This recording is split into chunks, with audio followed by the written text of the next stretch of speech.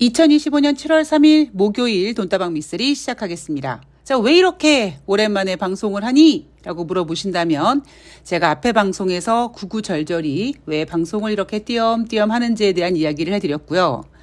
일요일 방송은 사실 좀 고민을 많이 했습니다.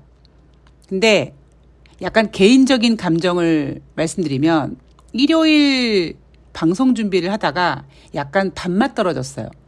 왜냐하면 대부분 증권사들의 의견이 이렇습니다. 중장기적으로는 계속 갈 수 있는데 단기적으로 차익 실현 매물 압박이 있을 것이다. 그리고 제가 진짜 밥맛 떨어졌던 부분이 뭐냐면 지난번 이재명 대통령의 시정연설에서 별거 없었다. 대한민국 주식시장이 한 단계 더 레벨업 가기 위해서는 뭔가 더 어메이징한 게 필요한데 그런 게 없었다. 뭐 이런 식으로 증권회사 애널리스트들이 그렇게 썼습니다. 이재명 대통령의 시정연설에 대해서 긍정적인 이야기보다는 별거 없었다라는 식으로 노골적으로 썼거든요. 또 저 같은 경우에는 어떤 감정을 느끼겠습니까? 니네 윤석열 땐 이러지 않았는데 라는 생각을 자연스럽게 하게 됐고, 그래서 살짝 밥맛 떨어져서 어차피 중장기적인 미쓰리의 시황은 여러분들께 전달해 드리고 있기 때문에 감정을 좀 누르자, 릴렉스 하자. 그리고 어차피 지금 주식시장은 뉴욕 증시 잘 버텨주고 있고, 그리고 대한민국 주식시장 3,100포인트 넘어갔지만 막 3,200, 400 가지 못하잖아요. 그죠? 이거는 시정연설에 이재명 대통령의 그 무언가가 없어서가 아니라 우리나라 주식시장이 자연스럽게 가는 그 길이다라는 거를 여러분들께서 충분히 이해해 주실 거라고 생각합니다. 자, 2025년 하반기에 접어들었습니다. 저도 이제 뭔가를 좀 해야 되겠죠. 고민이 많습니다. 특히 이제 방송을 띄엄띄엄 하면서 더 생각이 많아지는 거예요. 이재명 대통령이 5,000포인트 주식 갔으면 좋겠다. 가게 하도록 노력할 것이다 라고 했으니까 5,000포인트만 믿고 속된 말로 개나 소나 막 주식시장에 뛰어들어서 나중에 골루 가고 막 울고 불고 뭐 그냥 이렇게 슬퍼하는 개인 투자자들이 많아질 게 뻔하기 때문에 뭔가 도움이 될 수 있는 무언가를 해야 되지 않을까라는 생각을 많이 해봅니다. 뭐 이 생각은 주례장창 하고 있었던 거고, 다행스럽게 이재명 대통령이 미쓰리가 딱 놀기 좋은 판을 만들어 주셔서, 그러니까 저는 부동산에 관심이 없다라고 매번 말씀드리잖아요. 죽을 때까지 치매 걸리지 않으면 주식으로 돈 벌 수 있는데 왜 굳이 부동산에 목숨을 거느냐. 그래서 이재명 대통령이 생각하는 주식으로 생활비를 벌자. 그 마인드랑 좀 겹쳐지다 보니까 이제 미쓰리가 뭔 좀 일할 수 있는 그런 상황이 만들어지나 뭐 이런 생각도 해봅니다. 자, 어쨌든 2025년 하반기를 맞이해서 더욱더 열심히 달려갈 거고요. 오늘은 제가 지난번에 약속드렸던 왜 지수는 올라가는데 내 종목은 올라가지 않는가에 대한 이야기를 좀 해드리고 거기에 대한 대응 방법까지 간단하게 설명을 드리도록 하겠습니다. 자, 우선 뉴욕 증시 빠르게 점검을 해볼 텐데요. 앞에 지난주 거는 제가 다 넘겨버릴게요. 왜냐하면 의미가 없어요. 뉴욕 증시 잘 버티고 있고, 그리고 단지 아쉬운 부분은 뉴욕 증시가 잘 버텨주기 위해서 이슈를 트럼프의 무역 관세에다 맞춰 놓다 보니 진짜 필요한 미국 경제에 대해선 등한시하고 있어서 이런 부분이 2025년 하반기에 미국 증시를 한번 휘청거리게 할 수도 있지 않을까라는 것이 제 생각입니다. 어쨌든 뉴욕 증시 잘 버텨주고 있고, 뉴욕 증시가 잘 버텨주다 보니 대한민국 주식시장도 장중에 3,100포인트 터치하고 3,100이 깨지지만 또 개인이 매수하고, 개인이 매수하면 또 외국인이 팔고, 외인이 팔면 또 기관이 사고 이러면서 서로 주거니 받거니 지금 판을 만들어 가고 있기 때문에 지난주 제가 방송을 못했던 부분은 싹 패스해버리겠습니다. 자, 그리고 7월 1일 2025년 하반기 미국 뉴욕 증시 첫날부터 다시 스타트를 해볼 텐데요. 7월 1일 화요일 뉴욕 증시는 혼조세로 마감했고요. 7월 2일 수요일 뉴욕 증시 마찬가지로 혼조세로 마감을 했습니다. 제가 몇 프로 오르고 몇 프로 내리고는 얘기 안 해드릴게요. 지금 그거보다는 지금 뉴욕 증시가 잘 버텨주고 있다. 근데 혼조세잖아요. 그러니까 다우지수, S&P 500, 나스닥 이 3대 지수가 똑같이 한쪽 방향을 바라보는 게 아니라 어떤 녀석은 올라가면 어떤 두 녀석은 내려간다든가 어떤 두 녀석이 올라가면 어떤 한 녀석은 내려가는 그런 주식시장의 모습을 우리는 혼조세라고 하는데 이 혼조세를 저는 잘 버티고 있다라고 표현을 하죠. 나쁜 건 아닙니다. 나쁘면 정말 3대 지수가 모두 아래쪽으로 꼬꾸라져야 되는데 지금 뉴욕 증시는 잘 버텨주고 있어요.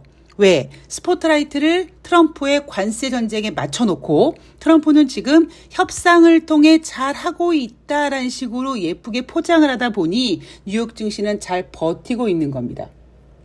그래서 7월 1일 화요일, 7월 2일 수요일 뉴욕 증시가 몇 프로 올라오고 이런 거보다는 이틀 연속 뉴욕 증시가 혼조세로 마감을 했다.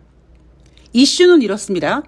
미국과 주요국 간의 무역 협상이 지금 진행되고 있고 좀 악재가 있다면 트럼프와 일론 머스크 간의 갈등 정도? 그럼 호재가 있다면 금리 인하 가능성? 이런 겁니다. 경제 지표를 좀 보면은요. 7월 1일 화요일 뉴욕 증시에서 발표한 경제 지표 ISM 6월달 제조 PMI 지표는 5월에는 48.5였는데 6월에는 49.0으로 소폭 상승했습니다. 시장 전망치 48.8보다도 좋았고 5월달보다도 좋았습니다. 그러나 이 PMI 지표는 기준이 50입니다. 아직 경기 위축 국면에 여전히 있다.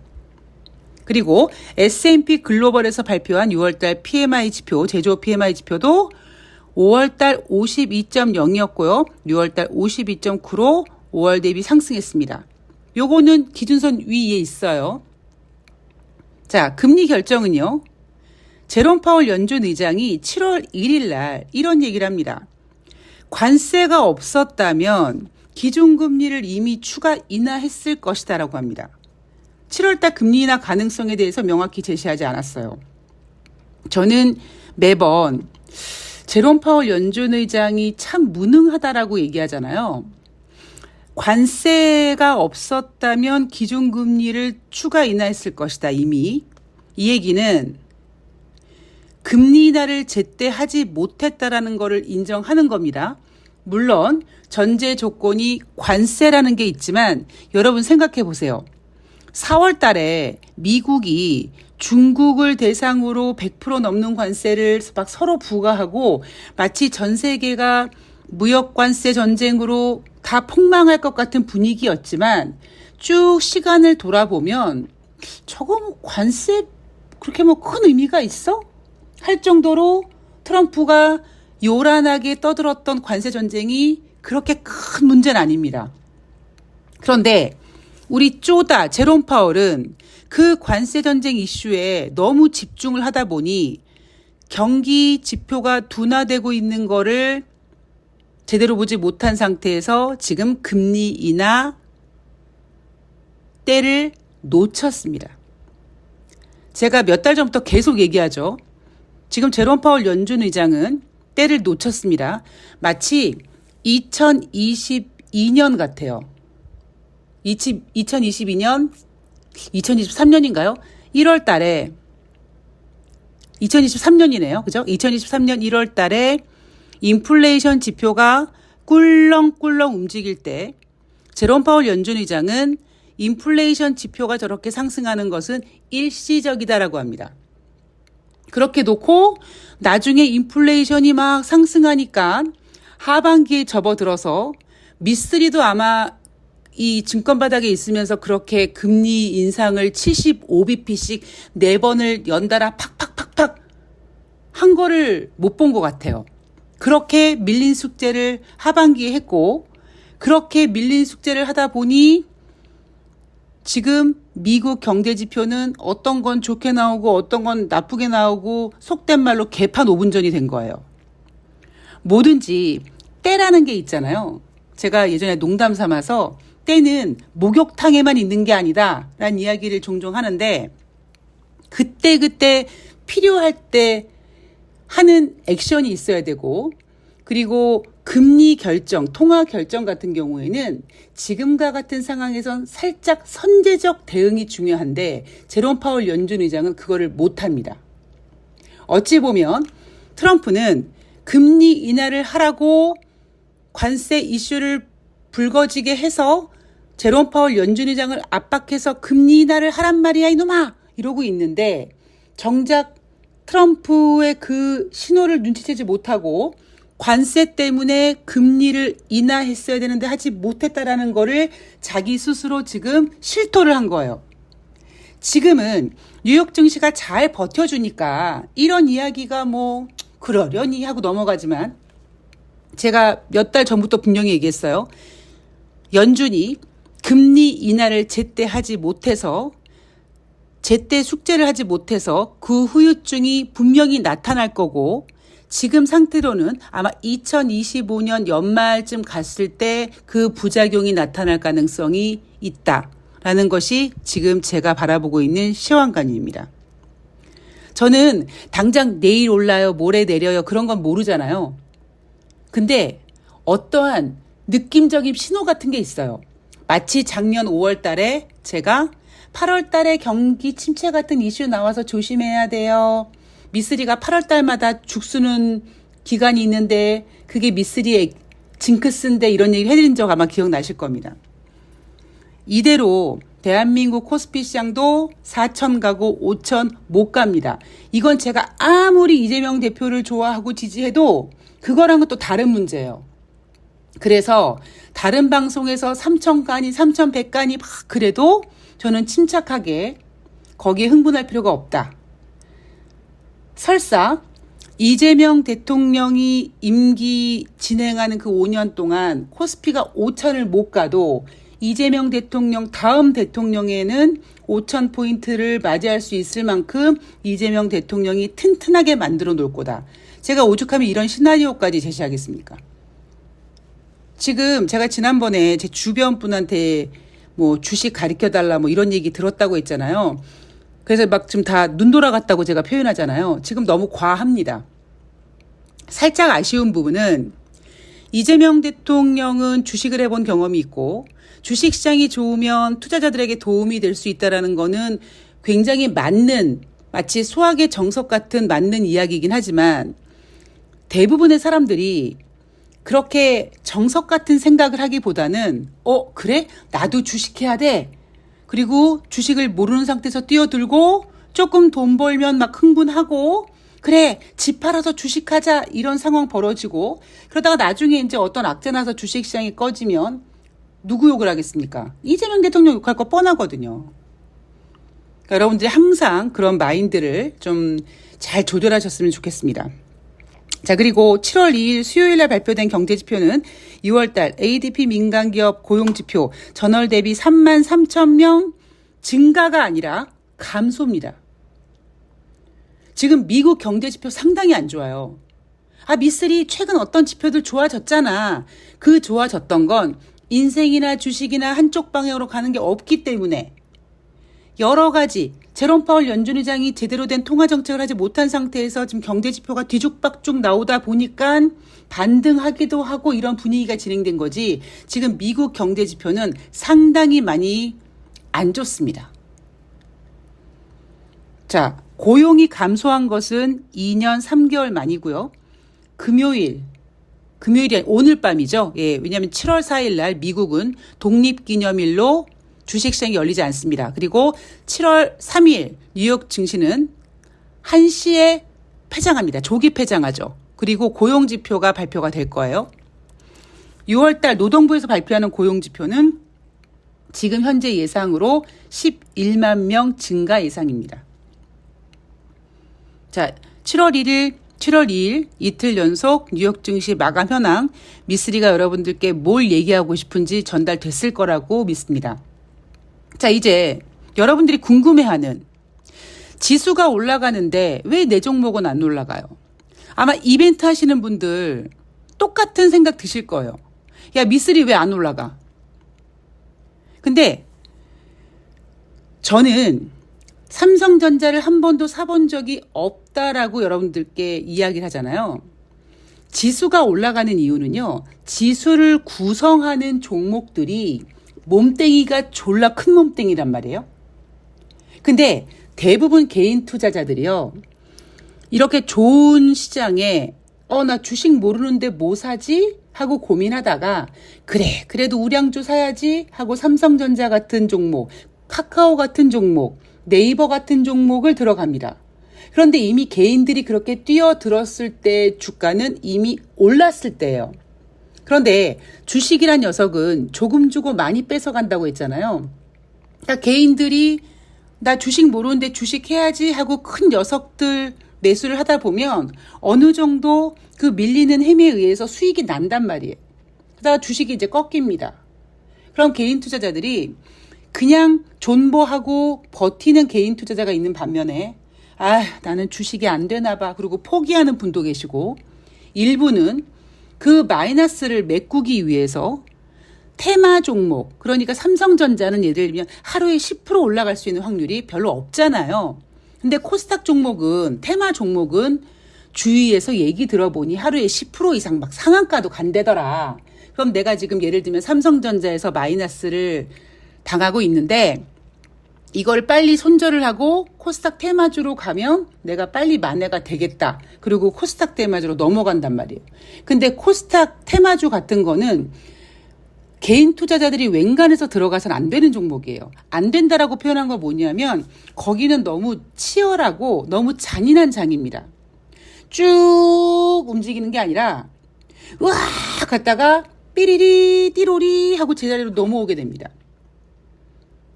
자, 지수가 올라간다는 얘기는요, 덩치가 큰 녀석들만 가는 거예요.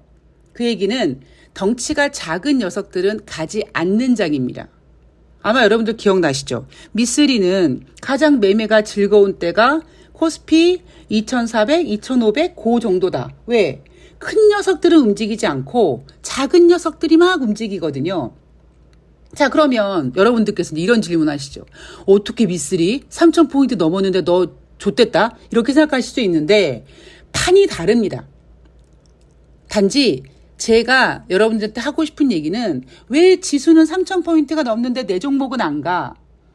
그 판이 아닌 거예요. 그러니까 여러분들이 판을 잘못 들어갔다가 아니라 아직 때가 아니라는 거죠. 그래도 다행인 게 지금 제가 이벤트 하시는 분들, 오랫동안 기다리신 분들 하나하나 조금씩 올라와요. 근데 여기서 어떤 마음이 필요하냐면 왜 다른 종목은 올라가는데 내 종목은 안 올라가지? 나 지금이라도 손절해야 되나? 나 종목 갈아타야 되는 거 아니야? 이 생각이 가장 위험합니다.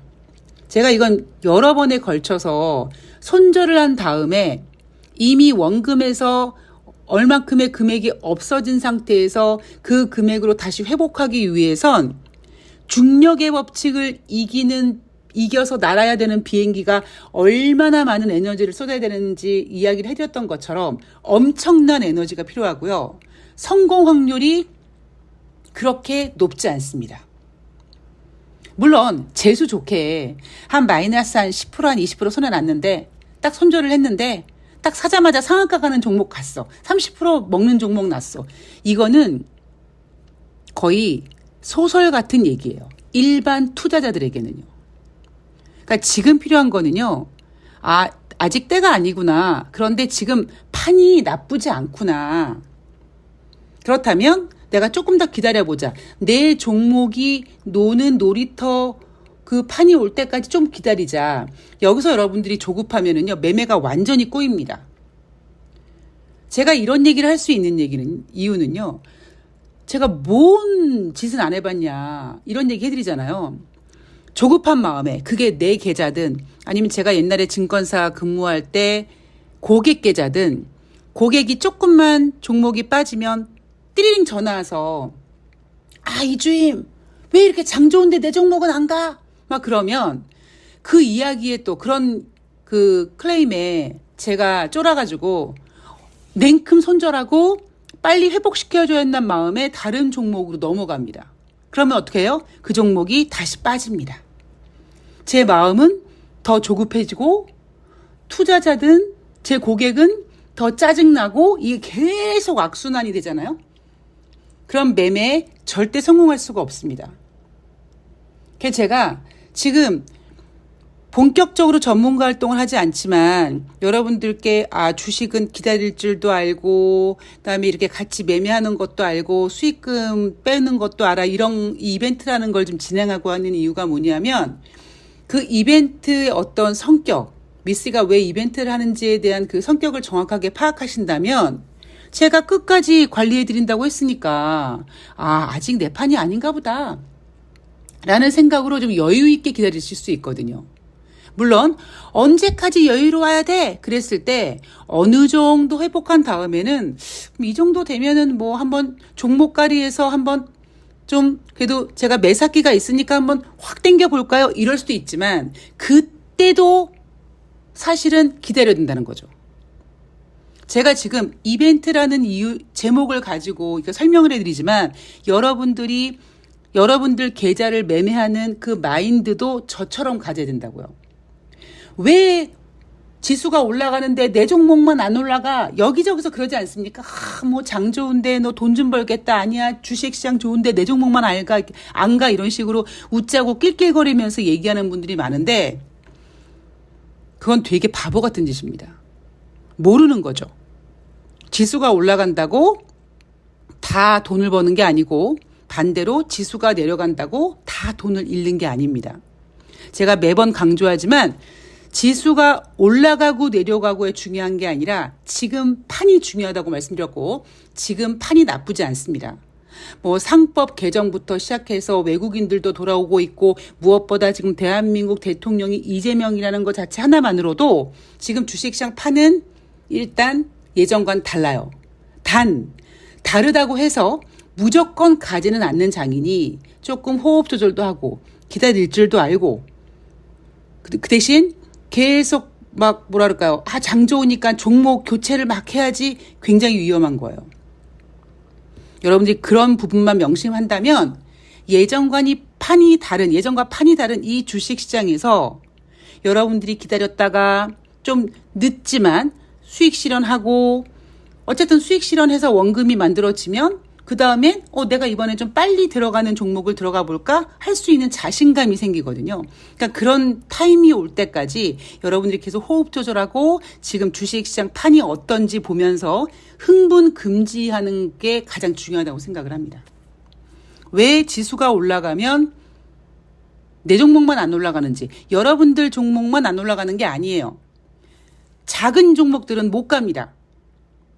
그렇기 때문에 여러분들이 수익이 안 나는 거니까 지수가 올라가는데 내 종목 안 올라간다고 속상해하지 마시고 때를 한번 기다려보자 라고 하는 마인드가 지금 아마 개인 투자자들에게 가장 중요한 키포인트가 아닌가 싶습니다. 자, 혹시 여러분들 궁금해하신 거 있으면 댓글로 달아주시고요. 저는 오늘 방송은 여기서 마치고 매번 말씀드리지만 분위기 깨지 않지만 중요한 건 여러분들께 꼭 전달해드리고 특히 주식시장이 안 좋을 땐 제가 여러분들의 신경 안정제 되어드릴 거고요. 어떤 특별한 이슈가 생기면 하루에 몇 번이라도 계속 방송을 업로드할 거니까 주식시장을 즐기실 때 흥분 금지입니다. 무슨 말씀인지 제가 개떡같이 얘기해도 찰떡같이 알아들으셨을 거라고 믿고요. 전 다음 방송에서 뵙도록 하겠습니다. 고맙습니다.